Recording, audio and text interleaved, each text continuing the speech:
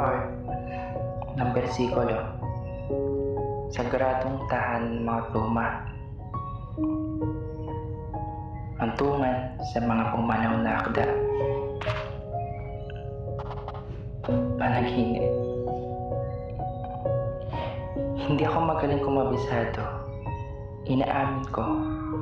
Hindi ako magaling kumabisado. Higit sa lahat, ayokong pinipilit akong tandaan ang mga bagay na ayoko. Pero gusto kong makabisado ang tunog ng pag-akit mo sa hagdan. Gusto kong kabisaduhin kung ilang kutsara ng asukal at takal ng gatas ang itinimpla mo sa kape. Gusto kong makabisado kung anong paborito mong palaman sa tinapay at kung kailangan mo ba ng alalay. Gusto kong makabisado kung inuuna mo bang kainin ang balat ng manok o hinuhuli mo. Gusto kong makabisado kung anong timpla ang gusto mong sausawan sa iyong ulam, matamis, mapait, maasim o manghang. Matamis, mapait, maasim o manghang.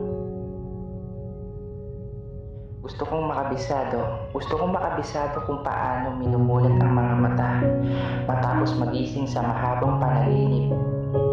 Gusto kong makabisado ang galaw ng iyong mga kamay sa kung paano inaayos ang iyong kurbata. Gusto kong makabisado kung paano mo itinali ang sintas ng sapatos mo sa iyong mga paa. Hindi ako magaling kumabisado. Inuulit ko. Hindi ako magaling kumabisado. Pero gusto kong makabisado ang lahat ng tungkol sa iyo. Sa maliit man o malaking detalye, madami man o kaunti. Sa kung paano bumangon sa umaga at sa panahon ng araw.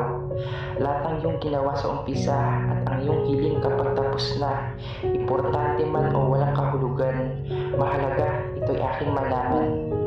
Ang gusto ko lang makabisado.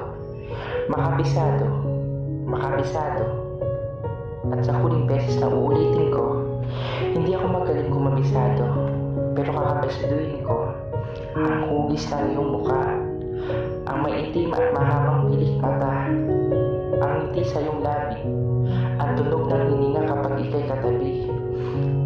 Gusto ko lang makabisado at kakabisiduhin ko kahit gaano katagal, abutin man o siyam-siyam, buwan-buwan, taon-taon, itaga mo man sa bato, sumigaw ka man ng darna. Pero mahal, kakabisiduhin ko, maubos man ang mga bituin na siyang nagbibigay direksyon sa kung saan patungo